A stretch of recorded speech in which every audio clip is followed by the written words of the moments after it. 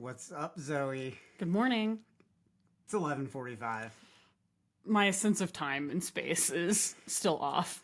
Why do you feel off?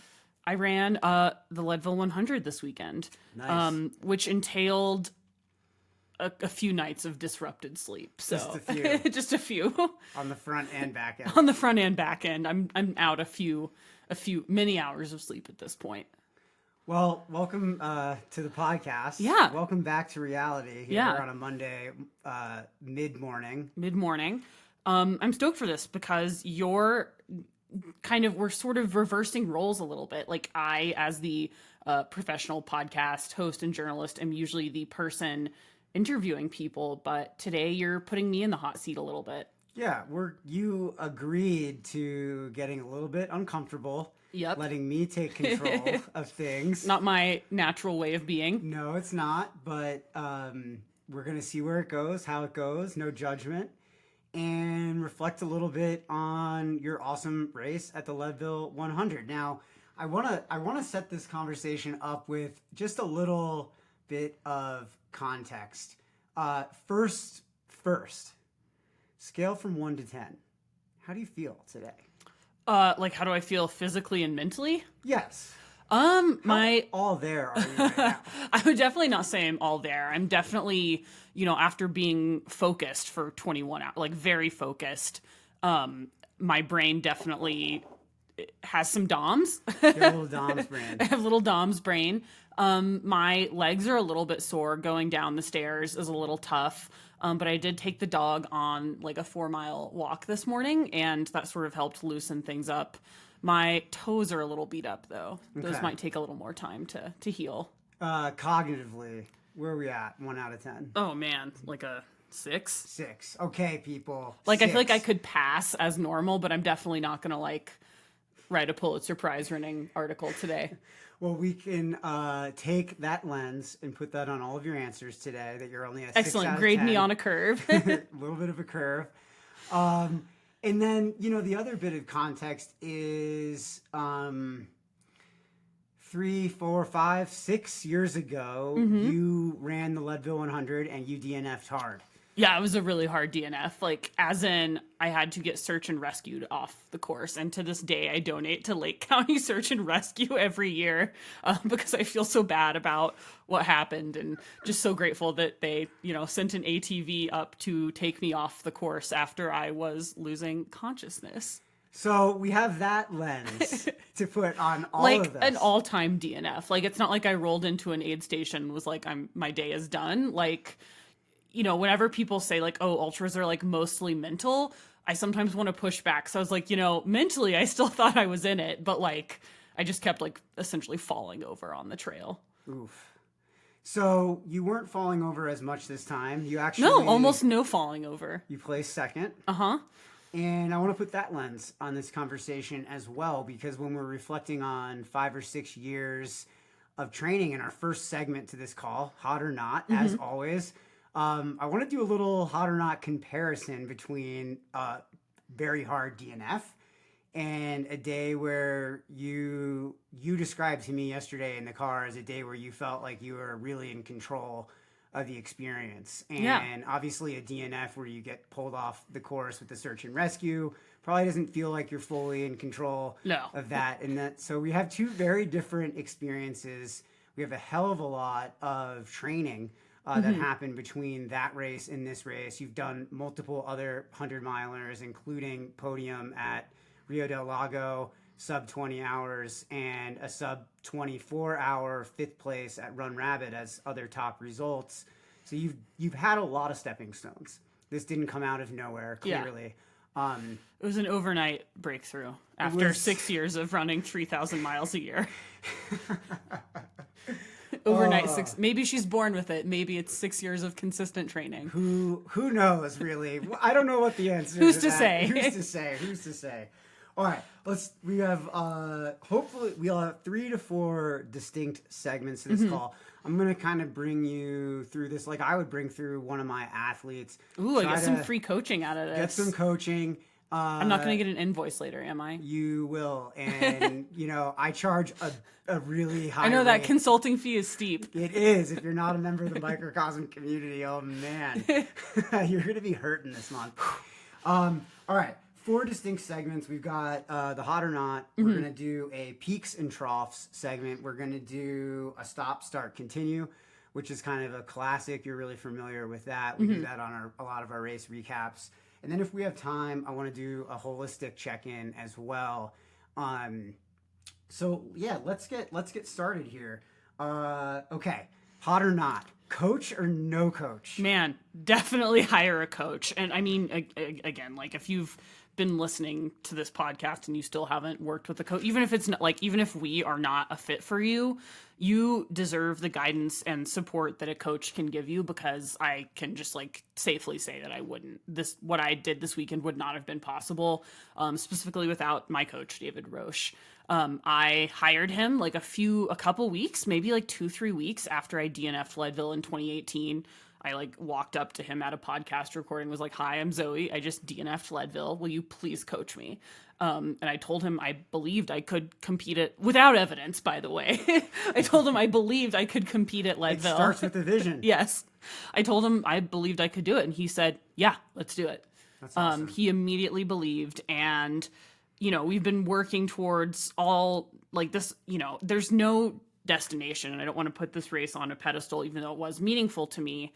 But this is just like one significant milestone in what I assume will be a career of lots of meaningful milestones. But having a coach, specifically one that I've been with for 6 years at this point, has really just changed my approach to athletics, my approach to believing in myself, and just how I show up in life generally. It's taught me to expect more from myself in all facets of life, as a professional, as an athlete, and specifically like working with David, who was someone I met at a really sort of fun, like a really essential time in my life, taught me that I can show up with authentic joy in a way that I hadn't quite tapped into previous to working with him. Yeah. So find someone who understands you, find someone that you connect with, and find someone who believes in your vision and is committed to it, because we all deserve that. Yeah, and I think one thing that I've heard from you working with David is he has been instrumental in helping draw that vision out of you in more detail.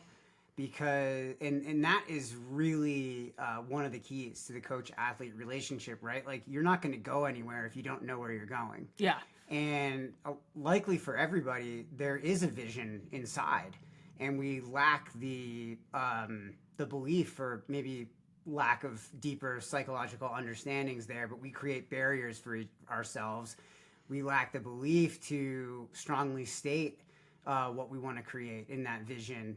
We put parameters on ourselves that are unwarranted. Yeah. And, the right coach can help understand your motivations. And we're kind of getting into the deeper, more holistic side of this already in this conversation. But I think it's really important to not gloss over that.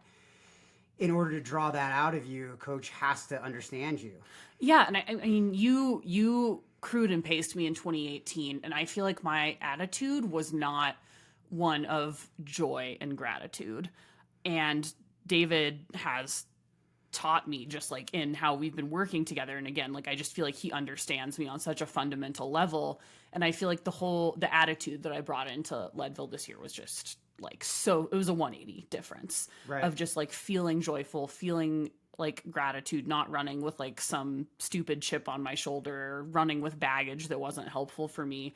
I feel like I showed up to the start line with just like as a blank slate. It's awesome. Okay.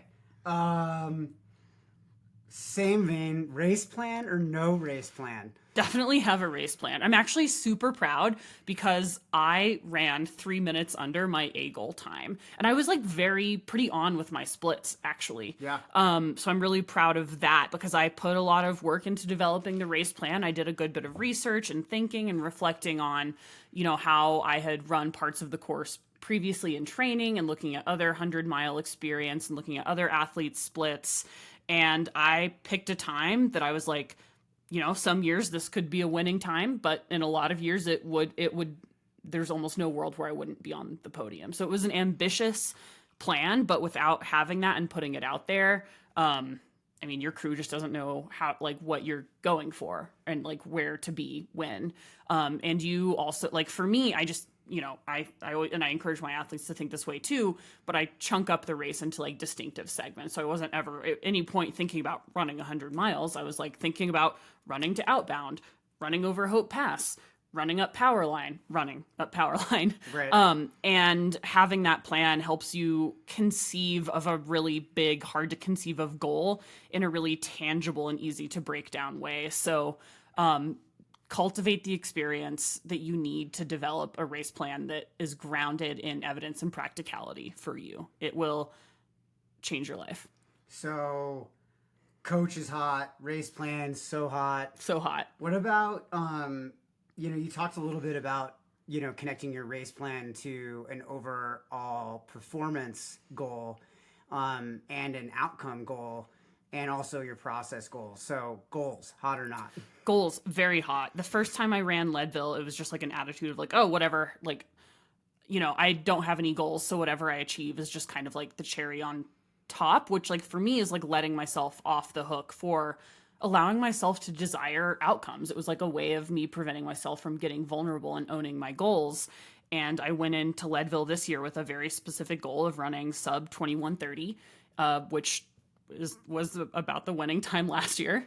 Yeah. And I knew it was going to be a competitive year because Mary Denham had been training like an animal and just doing so amazing in the race series all summer long. But I believed I could run that time, and I expressed it to my coach, and we walked through my race plan and talked through my goals, and you and I talked through my goals together as well, and I shared them with the crew in our crew meeting, and it helped anchor the day in an overall sort of just a scaffolding to the day. And I really didn't think about the overall time until about the last few hours, just because I knew how long I wanted to spend in each segment. And I more or less stuck to that. But again, having a tangible goal helped hold me accountable to what I believed I was, what my potential was. And I saw you doing something called creating a clutch state. And that's when you're really manufacturing the motivation to continue to stay on your growth edge, to stay committed to the performance standards that you set for yourself, and really focus hard on the process-oriented goals that when those goals are repeated over and over again, successfully add up to the outcome that you want. You had mentioned attitude. And I'm curious, you and I talked and on, I think we did a podcast last week. Did we do a podcast last week? Yeah. On that podcast, we talked a little bit about like way of being and how you wanted to show up. And essentially, that's kind of like the way that I call performance standards. Like in sports psychology, people will call way of being performance standards, but it's essentially like who you're committed to being during the race. And you mentioned there's a specific attitude of gratitude. I'm wondering if there is just one or two other standards that you were holding out there, like fully committed to being like that no matter what. I wanted to be a great athlete even when no one was looking.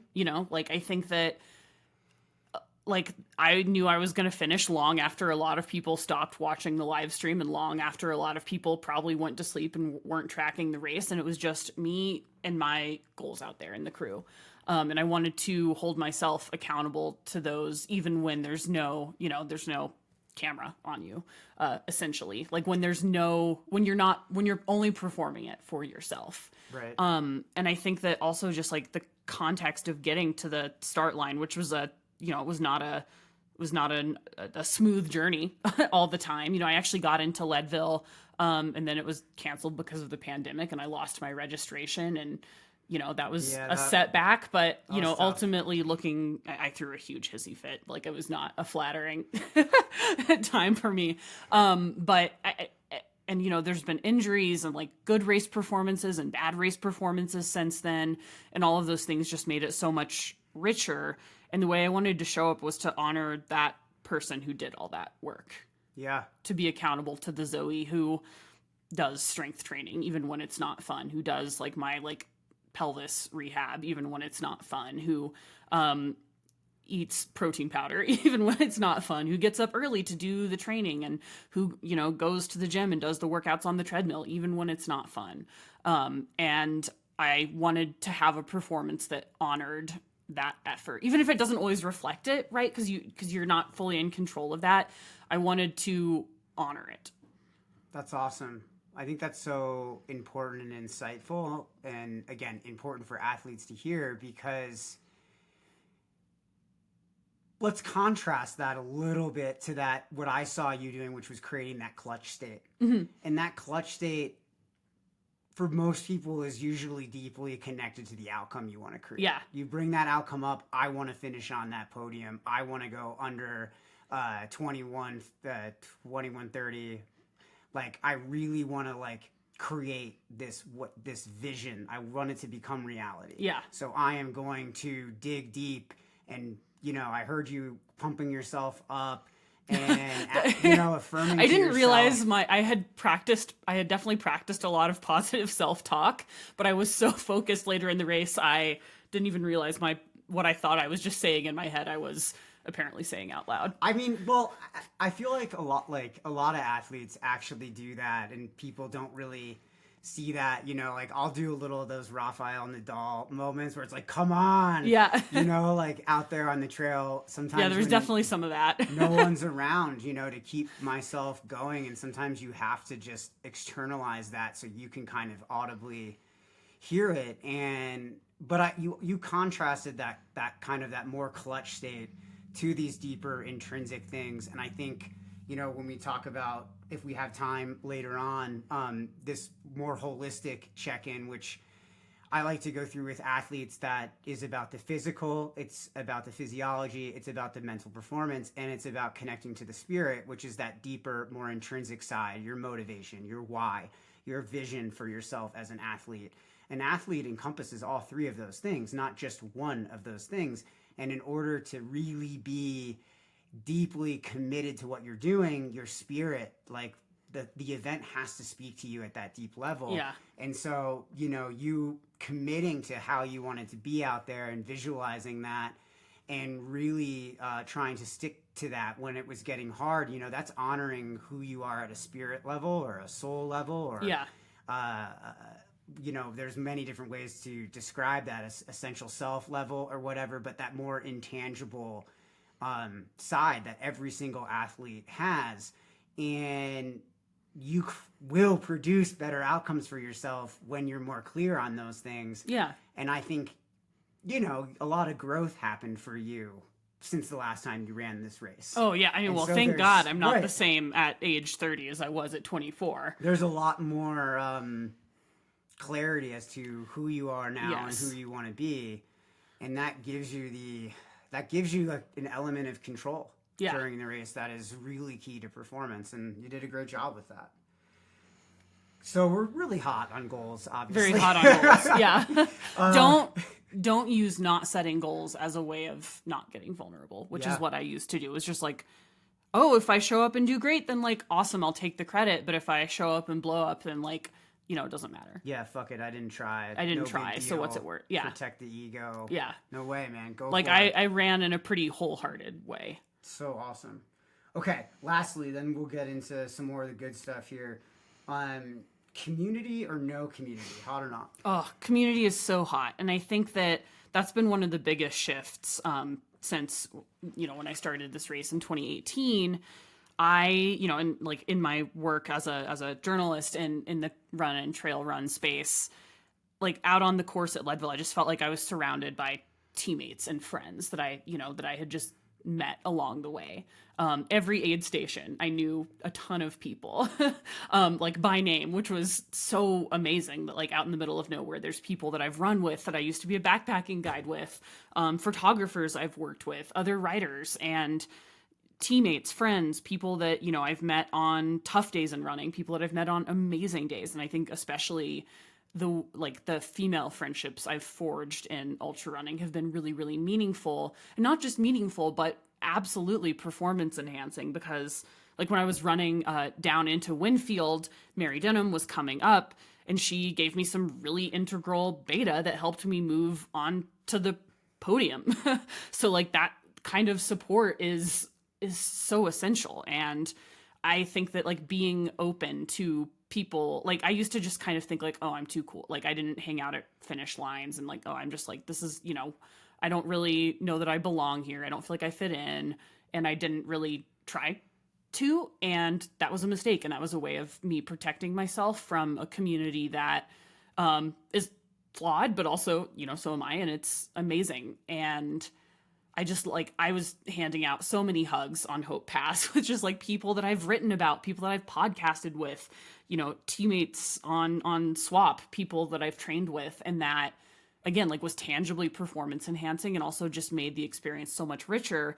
And a big thing that was really meaningful to me going into this race was to work with the Cloud City Conservation Center, which does the waste management for Leadville. And I did multiple weekends of volunteering with them, doing trail work on Half Moon Road to help dismantle some fire rings to help mitigate fire hazards, doing trash pickups. I helped do waste management after Silver Rush, which was tough because I felt like absolute dog shit, but I wanted to show up for an organization I believed in, and I wanted to connect with the community in that way because it's important and in alignment with my values. And I also knew it would just give whatever the day ended up being, it would give it more meaning. It would just be fuel on the fire. Again, you're really going into that spirit level, that stuff that is a little less tangible, but speaks to your values, motivations, your why, and the person that you want to be and how you want to get to your, you know, your ultimate vision. And I think that, you know, it's weird when we say vision, right? Like you had a vision since Leadville the first time to come back. You know, that goal kept getting pushed back and back and back. You know, you ran in Western states, you kind of screwed up and didn't get in after the pandemic. Then you pivoted to Rio del Lago, then you went to Rabbit, and it's kind of been like a, you know, a non-linear journey. It's been pretty non-linear. But, you know, all the time you had that vision to come back. But I do think that there was an important shift that I think is interesting to reflect on. And I'm sure you saw when I I got so upset when I realized I lost my registration during the pandemic and I would have to re-qualify or re-lottery in because like Leadville was the goal. It was the goal that mattered most to me. And when that was taken away, I felt really quote unquote taken away. I was an idiot and didn't manage my shit correctly. I wasn't adulting very well, and that was totally on me. But I felt like something had been I was like, this is the thing that this goal is everything to me.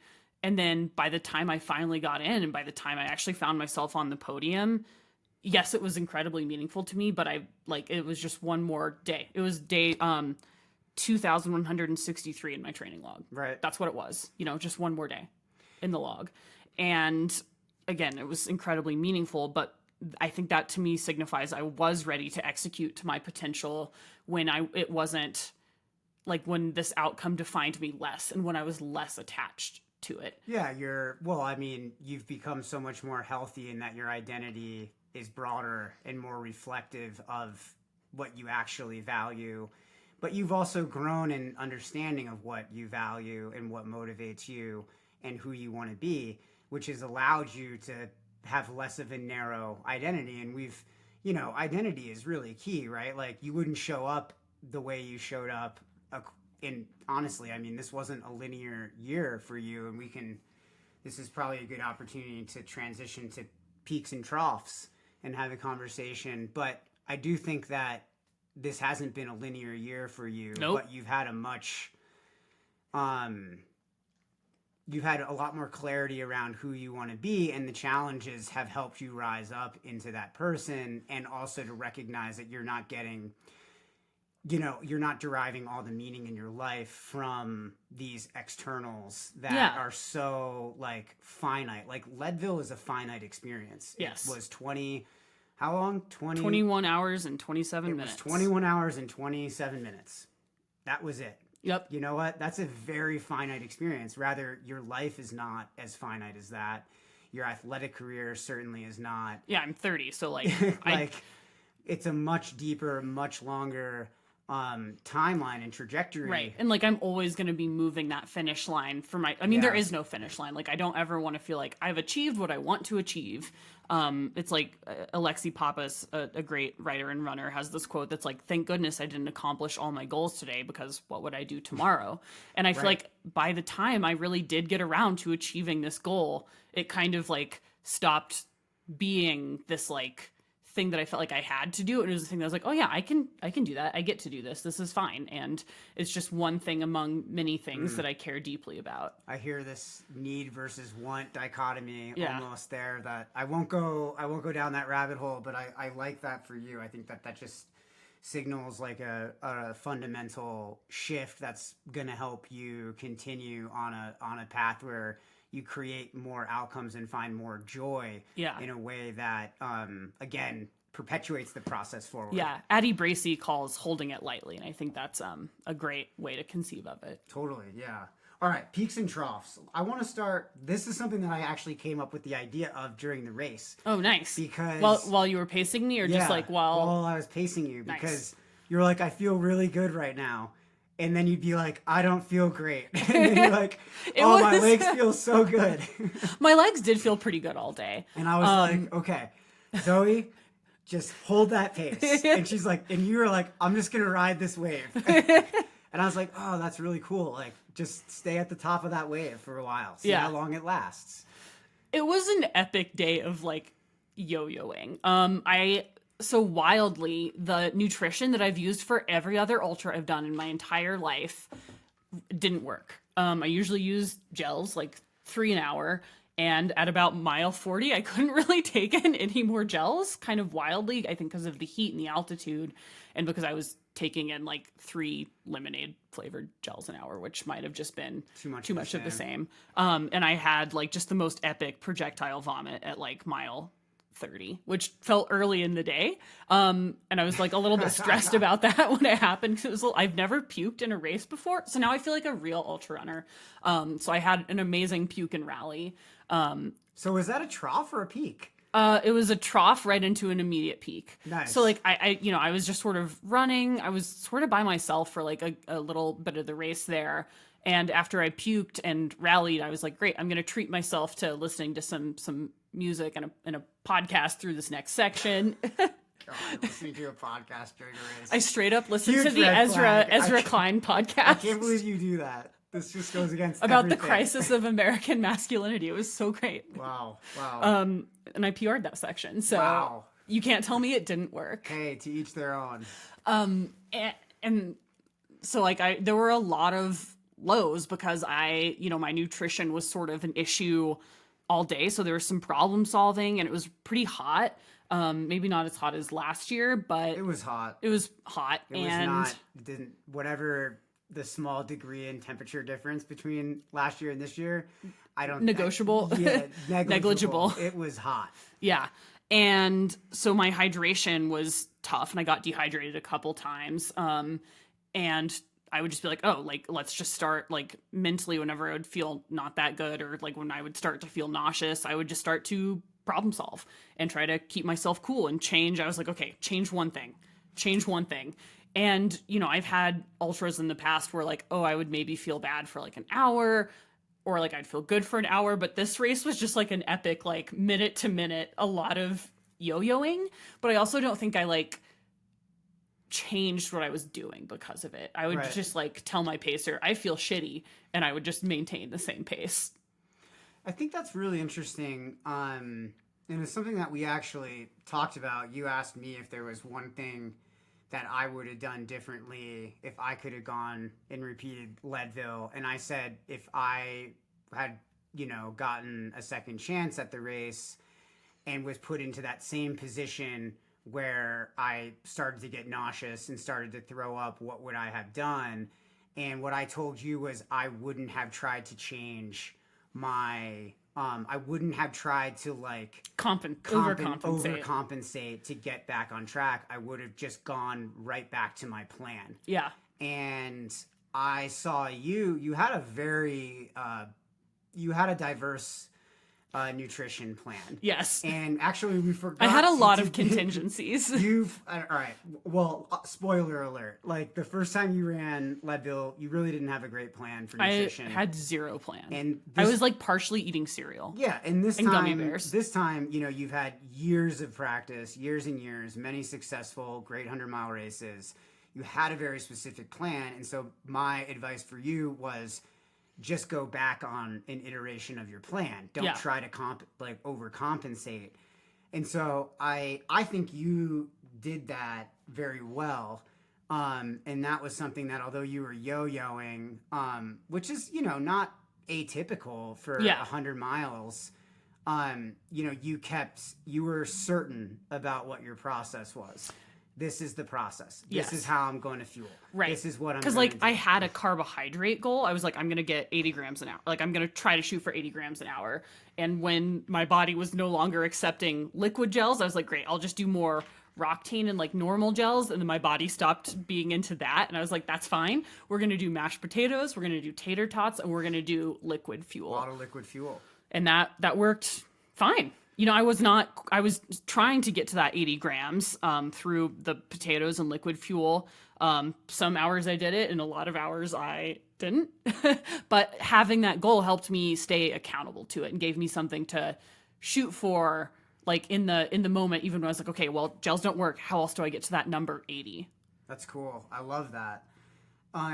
So just in this puke and rally, you know, I hear you said you went from a trough to a peak, and I'm just wondering, like, if there's some important insight there for you that would be helpful to just put out there. Like, what mental tool did you lean on? How are you able to toggle so quickly from something that would honestly, that kind of shit derails a lot of people mentally. That could easily be a downward spiral into a race. So how did you turn it so quickly back to something that supported you having the race you wanted to have? Well, I felt really shitty, and then I vomited, and then I felt better. Oh.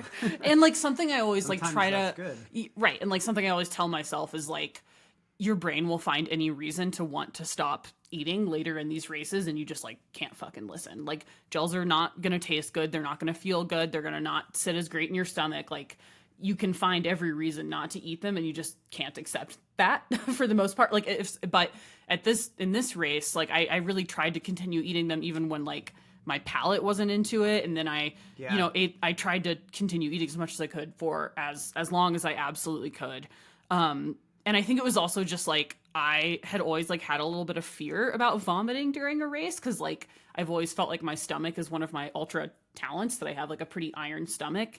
And so it was sort of like, oh, I faced this fear, and it was like totally fine. I vomited so hard. Like, I think I joked to you guys that I felt like my center of gravity changed, and then I just felt better. And it was sort of like, oh, now that I've like moved through something that I had some fear around, we're fine. Everything's fine. Give me another peak. Let's bring up a very tangible peak experience from this race. Because I think, like, in my coaching practice, I've seen a lot of athletes almost disassociate a little bit with, like, their peak experiences, because they're so it's easy for an athlete to be so focused on, here's what I want to improve on, here's what didn't go right in this race. Yeah. And I can already see how I can improve. And we actually had a conversation about this in the car ride home yesterday. But you are already a great athlete. You are you during these peak experiences, and you are also you during the lows and during whatever the plateaus or the middle experiences are. You're that person too, but your athletic potential is reflected in the peak experiences. Yeah. And so if we don't celebrate those and really accentuate them, it can erode your perception of how you're doing as an athlete, even when you have a great result. Yeah. So give me a peak experience from this race, something that you're just like, holy shit, that was so fucking awesome. I mean, so I lost some time coming into Twin Lakes. This is the only time I was behind my splits. because of the vomiting. Right. But I after I puked, I rallied and I was like, all right, like the goal is to just survive Hope Pass. Doesn't need to be fancy, just gotta survive. And I felt like pretty good climbing up Hope Pass. I was using poles, which was something I had, I didn't use poles the first year I did Leadville, and then I did this year, and that was very helpful. And I was just like feeling great on the climbs and like still, continuing to like take in as many gels as I could, take in as much fuel as I could, even moving up to altitude.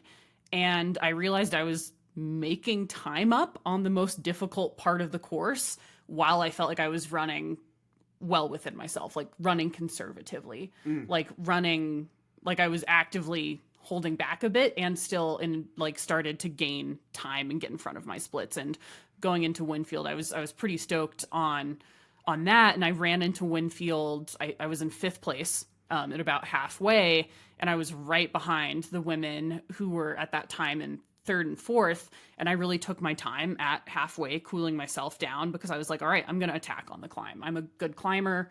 I've got poles. One of the women didn't. And I was like, this is where I can do well here. So out of a place of confidence, I made a smart decision to not like be like, I'm going to blow through this aid station and just try to like make up time now. I was like, all right, I'm going to really get my core temp down. I sat in the river for a bit. I dumped some water on my head. I ate some additional fuel at the aid station, and then I made up a ton of time on the backside of Hope Pass, feeling again running like well within myself, and that was really nice. And also Hope Pass is just so pretty, and I have trained a lot on Hope Pass, not out of like not specifically because of Leadville, but I like those trails, and I've been on those trails so many times in my life that they contain a lot of memories and they contain a lot of peak and trough experiences from my life. And it's always nice to go back and revisit them in just a different condition. So you moved into 2nd place on Hope Pass, which is that wasn't really a part of your strategy. But that was not the plan. If it happens naturally, of course, we were going to allow that to unfold and not judge it. We talked specifically about this. I was also in like 80th place at May Queen. Right, yeah. I mean, super cool. I mean, these are really long races and you don't know what's going to happen. But I do want to correct you a little bit with what you were saying there. And yes, I do feel that you had confidence, and that's great. But what you actually explained to me was you made those decisions from a place of self-efficacy based on previous training experiences there. Yes. So you had the feeling, and fuck yeah, we want to use that feeling when we've got it. Right. But you also had that well, logic. I'm saying confidence for me wasn't a feeling. It was a knowing. Like I was confident I could make up time on Hope Pass because I have done that and I have trained specifically for that. And I was prepared for exactly that moment. Right. But those are two separate things. And although you did have the confidence, we always when I use the word confidence, it's like not a vibe. It's like there's usually evidence to it. But that's because not dispositionally, I'm not always the most confident person. Sure. Well, you had the feeling, whatever the actual definition is. We don't have to go back and forth on it. What it was what was important with that was it was actually based in the knowing. Yes. And that's what I want, you to take away from this, and any athlete, who's listening to this, is that, experience in the work creates the knowing. Yeah. And there's no other way to create that. Yeah. So the fact that you had that in that moment and you listened and you didn't judge is really key. Yeah. Really, really key. Also, in that trough experience, I also heard you not judging. And that is also really key. And I want to bring that up again because judgment is the enemy of problem solving and creativity. It really stifles a person's ability to see other perspective and then to be able to respond. Yeah. I always try to bring my improv mentality of yes and to moments like that. Mm-hmm. Yes means acknowledging the reality of the situation, and means building on it in a positive forward direction. So yes, I'm vomiting and I can still eat potatoes. Yes, I can't do any more gels and I can still take in liquid fuel. So really like acknowledging like, okay, here's the situation, like here's what's hard and here's my solution going forward. And always looking for Like I always think of it as like a thought tree, like of just like, okay, if this then that, if this then that, if this then that, and trying to just eliminate possible solutions through trying. Yeah, there's a lot of acceptance in that improv mentality, which is amazing as well. Yeah. For warding off the judgment and that unnecessary self-evaluation. Give me, before we go into stuff... Well, I mean, like, essentially what I thought is like, well, judgment doesn't give me calories, and what I need right now is calories, so that's what I'm gonna do. Great, very logical. Let's hit one more peak experience. I think I thought I was in third place when I was actually in second place. And when I rolled into May Queen, I realized there was someone... May Queen 2. May Queen 2, inbound May Queen. I realized someone was like filming me, and I was like, I don't know why this guy's like up in my face while I'm, with my crew filming. And I didn't realize it was because I was in second, and that the other woman was 45 seconds behind me at that time. I don't remember passing her because I was just focused on what I was doing. I was focused on my splits and my race and executing to my ability and trusting my plan. And then like knowing that, and it was a race, like we were yo-yoing, like we were going back and forth, which is awesome. That really kept me engaged, and shout out to Julie. She is just an amazing athlete. It was super fun to run with her. But like, it was not unclose, at that point. Really, she was 45 seconds behind me at May Queen inbound. And then the guy, like, that was like, again, there was some guy that was working for the race series was filming me, and he was like, how are you doing? Second place female. And I was like, oh shit, really? And that really lit a fire in me where I was like, that is the first time I allowed myself to be like, you are going to podium at Leadville. And I mean, honestly, I have been like whenever a lot of times I'm going to be doing a workout, particularly on the treadmill when things get boring or like when things get hard and I need to access an effort that isn't coming easy, I would visualize exactly that moment of like, who are you going to be when you are running around Turquoise Lake at fucking midnight? Who are you going to be in the dark when no one is looking and there's a bunch of just like shitty little grindy hills? Like, who are you going to be in that moment where running is really not easy and you absolutely have to keep doing it, or you will lose this race if you are not able to run well those final 12 miles? Can you answer that question for yourself? Who did you want to be, and did you live up to that version? I did. Yeah. I think I accessed like a new... So I was being paced by my friend Kylie, and we've shared so many amazing miles together. Like we do chatty Friday runs, and this was the least chatty time we've ever had together. She remarked that I had never been so quiet because I was just absolutely focused on the effort of each second, like each stride. I was really focused on like run this, take in fuel. Like at that point, like I was pretty over eating and drinking, but you absolutely have to do that. And I was pretty sure like, all right, this woman like can't be that far behind me. I have to do everything possible to set myself up to race this through the finish line. And I ended up putting 20 minutes on her in the last section because I was just so focused and heads down. And I've like dug pretty deep in 100-milers before. But this one was like a whole new level of focus where I didn't have any thoughts. The only thing I had was just like being present with the effort. That's all there was. That was so much commitment. Yeah. Like I kept being like, if you feel self-doubt, that just means you're not running hard enough. Like if thoughts, like I wasn't even thinking. There was no thinking, no feeling other than just run this. I mean, you're just fully committed to creating what you wanted. Yeah. So cool. Yeah. And I mean, like, it's something that I was thinking. I was listening to the Challengers soundtrack at the time, and I was thinking about, in that movie, Zendaya talks about, like, tennis is a relationship, and when you're really playing it, you go somewhere really special together, and that's how I felt, like, with that other person. I was like, fuck yeah, someone is giving me someone to race, like, in the last little section of Leadville. That's fucking sick that, like, I get to, not, like, get it easy. Like I got second place, like there was a lot of intention behind it, and it was not a given. And I was fully in relationship with that race. Sounds like that's all that existed for like hours, was just like the step I was in. I don't know how conscious you were of it at you were of this at the time, but I think again this goes back to part of your identity and your way of being, who you're committed to becoming and who you want to live into each day along this journey of being an athlete and a high performer in every area of your life. But that community aspect, you really couldn't have created this, or it would have been different. I don't want to say you couldn't have created it if it was just you versus the clock. Yeah. But certainly having, was it Julie? Mm-hmm. Having Julie be so close.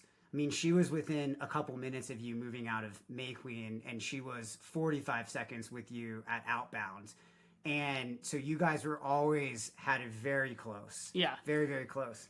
And community, who you didn't choose to surround yourself with her, but you did choose to race. And in that choosing, that moment kind of coalesced and helps you rise to a new level.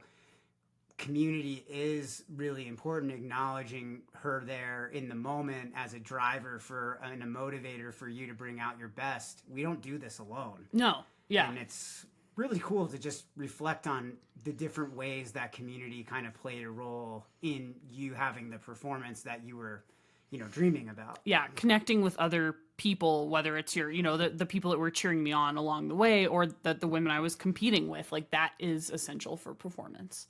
It is. It really is. You can't do it alone. No. And if you think you can, choose a bigger goal. Yeah. Yeah. All right. Let's do a little stop, start, continue. Maybe in our last 5 or 10 minutes here. Something that you want to continue doing that really worked for you leading up to this race and worked for you in the race. Consistent higher volume from, I've been running 75, 80 mile weeks pretty much all year.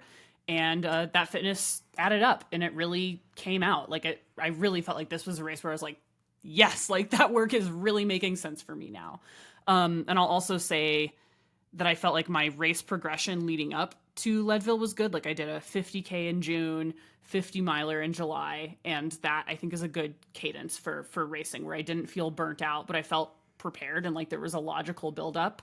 And I PR'd my 50K, which was awesome. And that gave me a good bit of confidence. But then I had like a terrible day at Silver Rush and that was tough, but I also didn't allow it to define what I believed could happen at Leadville. It's awesome.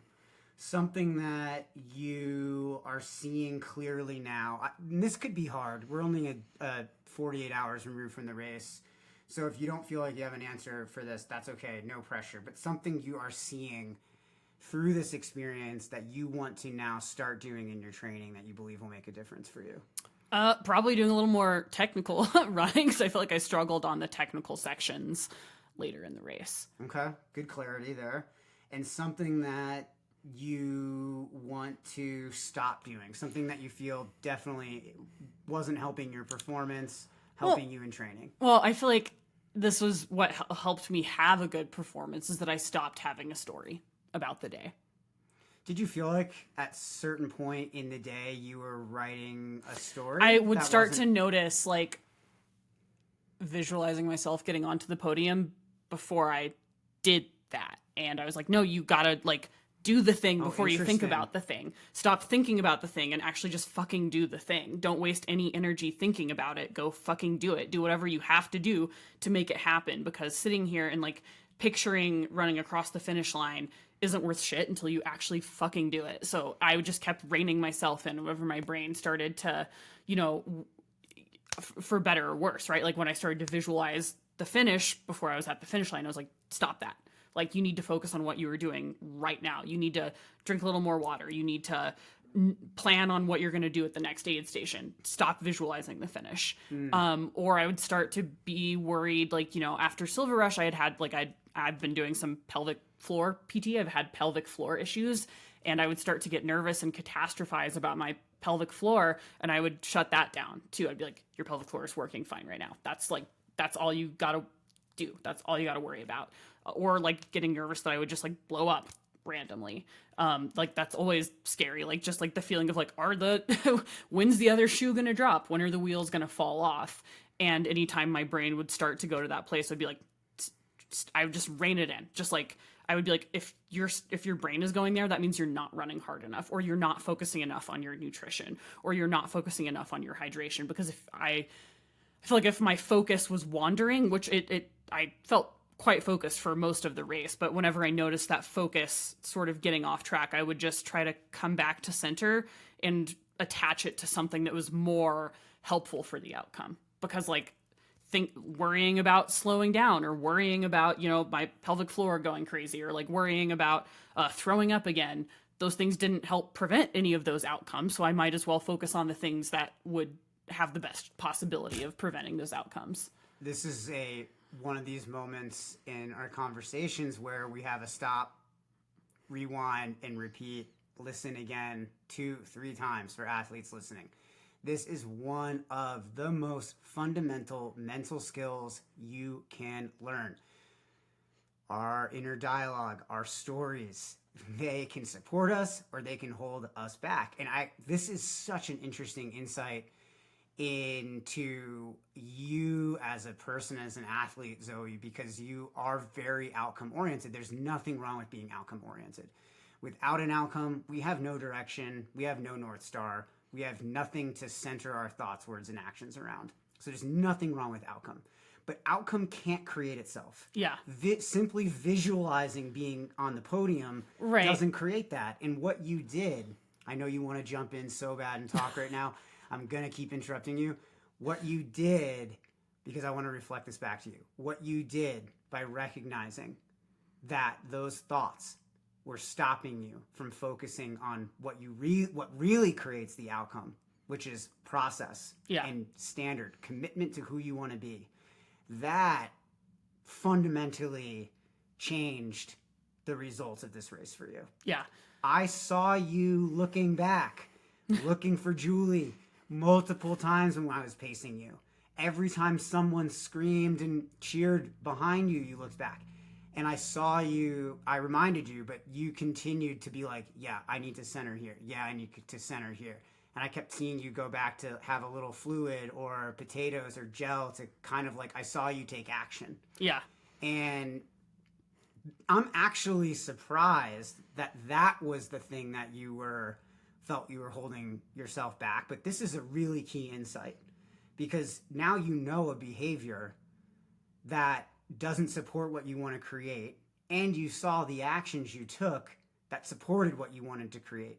So you can replicate this in training now, moving forward. You can continue to replicate this in racing. Likely this is not something that is a fully new concept for you, but this is definitely a time where I saw you go to action, move to way of being, move to standards, move to process, and then also get the outcome you wanted.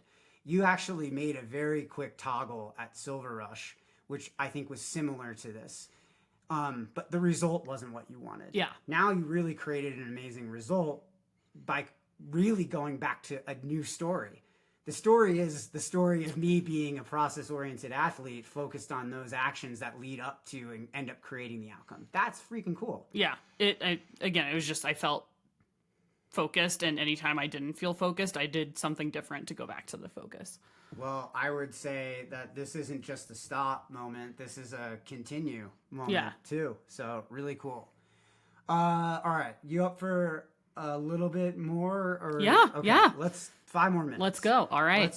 Let's do a little holistic check-in breakdown. As I mentioned earlier, an athlete is not one thing. Yeah. There's the physiology, there's the mental performance, and there's the spirit level.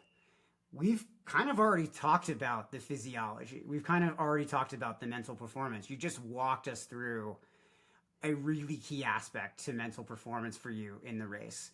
So why don't we finish with a little talk around spirit? We already touched on this a little bit, but in order to perpetuate this process long term, we have to be touching on the deeper side of things, and we have to be aware of what those things are.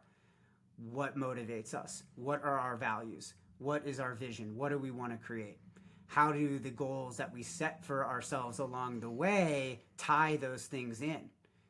If we don't tie those things in, we won't feel joy in this process. Yeah. We're not going to be able to perpetuate it for further enough down the road to realize the results that we want, that we're capable of.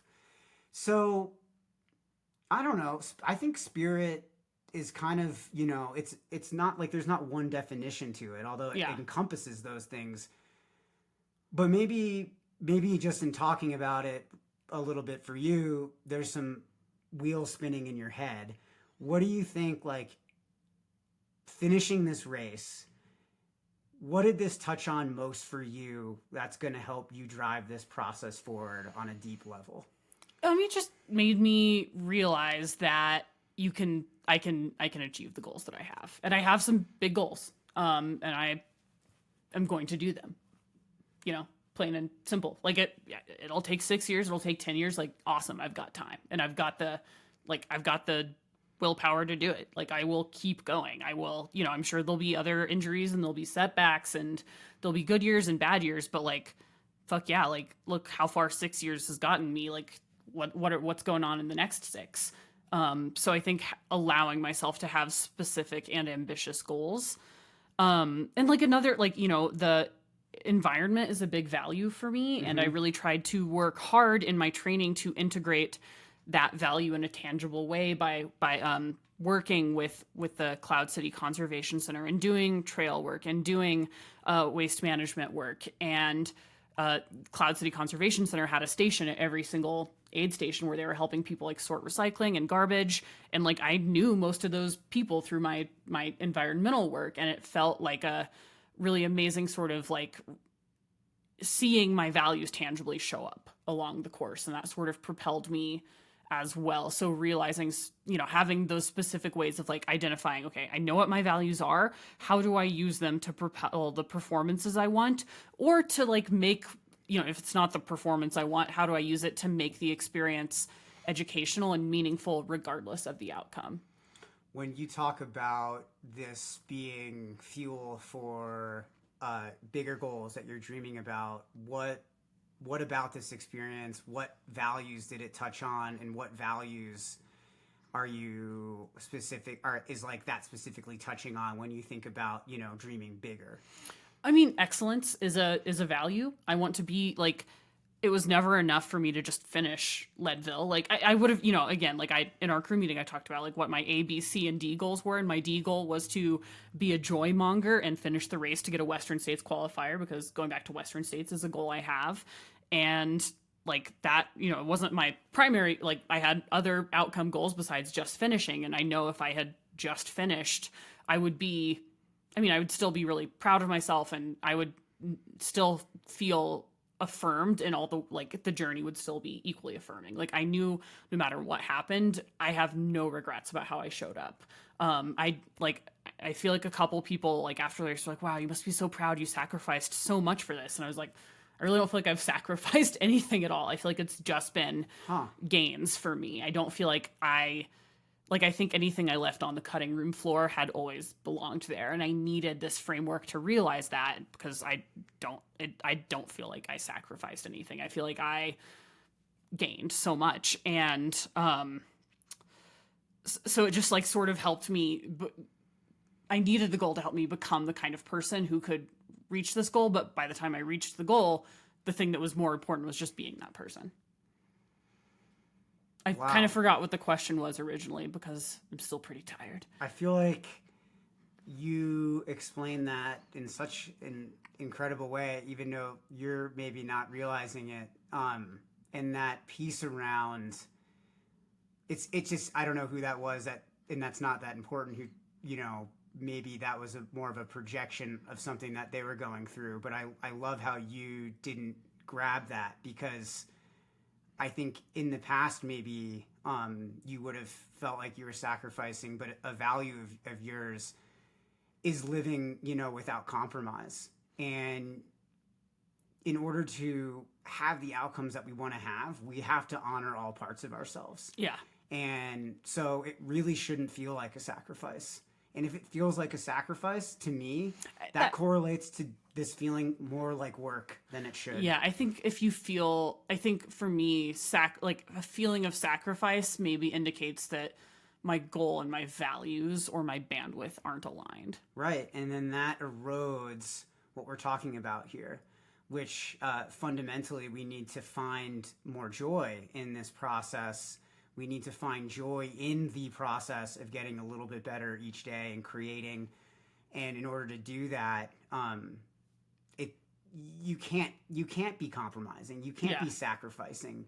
And if that is the feeling, then the goals probably aren't a proper fit, or the timelines are off. And for you, 6-year timeline felt just perfect. Even though you wanted it sooner. I did, but like no regrets. Like and again, like I don't say this because it was easy, or like this was not an easy year for me. Like I've been through a lot this year that stuff that I haven't even talked about on the podcast, and I tried to not bring that to the race at all, and that was nice. And again, like it just hasn't been a journey without challenge, and that made it all the more meaningful to have the result. But again, like, I could have DNF'd at mile 8 and I still would have been so proud of all the work I did to get to the start line as the person that I did. It's awesome. And I'm also really glad I didn't DNF at mile 8. Well, thanks, Zoe. I think you shared some amazing insights here for everybody. I think certainly, for you, there were some things here that we talked about that I hope you'll take the time to write a note to yourself about, because there's a lot of wonderful things that, occurred in this race and the results of all your training that kind of coalesced in the experience and the outcome that you had that will serve you moving forward. And it's always a choice whether we take those things along with us or not. Yeah. All Excited to keep learning. Yeah. All right. Next 6 years, let's go. You'll only be 30. You'll be in your prime. Yeah. You'll finally be in your prime. So, wow. Holy crap. I don't know. Yeah. In 6 years, I'll still be younger than the woman who won. It's pretty epic. Yeah. All right. Rest up. All right.